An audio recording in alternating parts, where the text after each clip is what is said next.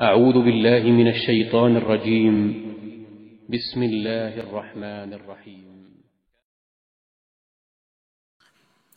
بسم اللہ الرحمن الرحیم۔ سامعین، بات کریں گے نماز استخارہ کے حوالہ سے۔ حضرت ابو ہریرہ رضی اللہ تعالی عنہ کا بیان ہے کہ ان ابی ہریرہ رضی اللہ عنہ قال کان رسول اللہ صلی اللہ علیہ وسلم یعلمنا الاستخارۃ کما یعلمنا السورۃ من القرآن۔ حدیث شریف بخاری شریف کے اندر موجود ہے، 1162 نمبر ہے حدیث شریف کا۔ جامع ترمذی شریف کے اندر 480 نمبر حدیث شریف۔ سنن ابو داؤد شریف کے اندر 1538 نمبر، سنن نسائی کے اندر حدیث نمبر 3255 اور سنن ابن ماجہ کے اندر 1383 نمبر ہے حدیث شریف کا۔ حضرت ابو ہریرہ بیان کرتے ہیں کہ حضور اقدس صلی اللہ علیہ وسلم ہمیں استخارہ کی تعلیم اس طرح دیا کرتے تھے جس طرح ہمیں قرآن کی کسی سورت کی تعلیم دیتے تھے۔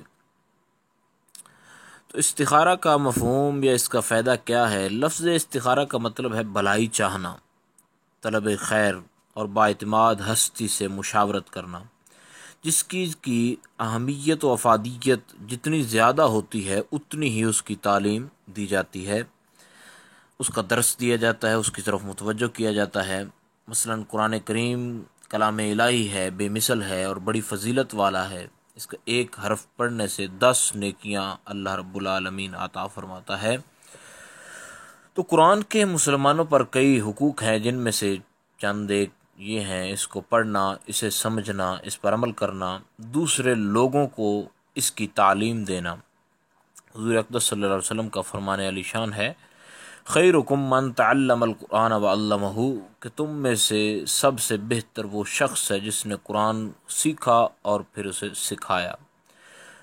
تو بالکل اسی طرح حضور اقدس صلی اللہ علیہ وسلم نے اپنی امت کو استخارہ کی تعلیم بھی دی تاکہ وہ کسی معاملہ میں پریشانی کا شکار نہ ہوں۔ تو استخارہ کا طریقہ کیا ہے؟ انسان استخارہ خود بھی کر سکتا ہے، اور اگر خود نہیں کر سکتا تو دوسرے سے بھی کرا سکتا ہے۔ اس کا طریقہ کار یہ ہے کہ 2 رکعت نوافل رات کے وقت سونے سے قبل اس طرح ادا کرے کہ پہلی رکعت میں سورۃ الکافرون اور دوسری رکعت میں سورہ اخلاص پڑھے۔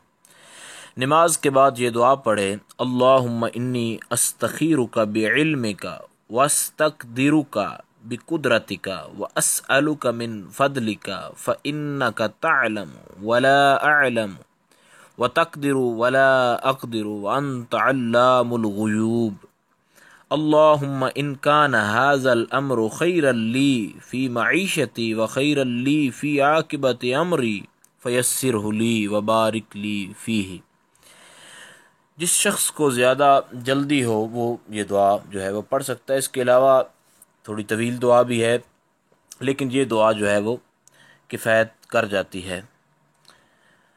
تو اس دعا کے بعد قبلہ شریف کی طرف منہ کر کے سو جائے۔ خواب میں روشنی یا سبزہ یا صاف جاری پانی دیکھے تو زیر غور کام کرنے میں بہتری کی طرف اشارہ ہوگا۔ اگر حالت خواب میں اندھیرا یا گدلا پانی یا سیاہی دیکھے تو اس کی ناکامی کی طرف اشارہ ہوگا۔ 7 دن تک یہ عمل کرنے سے حالت خواب میں صورتحال واضح طور پر سامنے آ جائے گی۔ ایک روایت میں ہے کہ جو شخص استخارہ کرتا ہے وہ نقصان میں نہیں رہے گا، اور جو شخص استخارہ کرتا ہے وہ پریشان نہیں ہوگا۔ یاد رہے کہ استخارہ کرنے والا صوم و صلات کا یعنی نماز اور روزے کا پابند ہونا، صاحب تقوی، صادق، امین اور شرعی اصولوں کا پابند ہونا چاہیے۔ حضرت عبداللہ بن مسعود رضی اللہ تعالی عنہ کا بیان ہے، عن عبداللہ رضی اللہ عنہ قال کان رسول اللہ صلی اللہ علیہ وسلم یعلمنا الاستخارۃ فی الامر کما یعلمنا السورۃ من القرآن، کہ نبی علیہ الصلوۃ والسلام ہر معاملے میں ہمیں استخارہ کی تعلیم اس انداز میں دیتے تھے جس طرح قرآن کی سورت کی ہمیں تعلیم دے رہے ہوں۔ اور ایک اور روایت میں آپ صلی اللہ علیہ وسلم نے فرمایا کہ تم میں سے جب کوئی شخص کام کرنے کا قصد کرے تو وہ باوضو فرائض ادا کرنے کے ساتھ 2 نوافل ادا کر لے، پھر وہ یہ دعا کرے جو کہ اوپر جو استخارہ کی دعا بیان ہوئی ہے وہی یہ سیم دعا ہے، یہ دعا کرے تو اللہ رب العالمین اس کام کو اس کے لیے ظاہر کر دیتا ہے کہ یہ کام اس کے لیے کیسا ہے، اچھا ثابت ہوگا یا برا ثابت ہوگا۔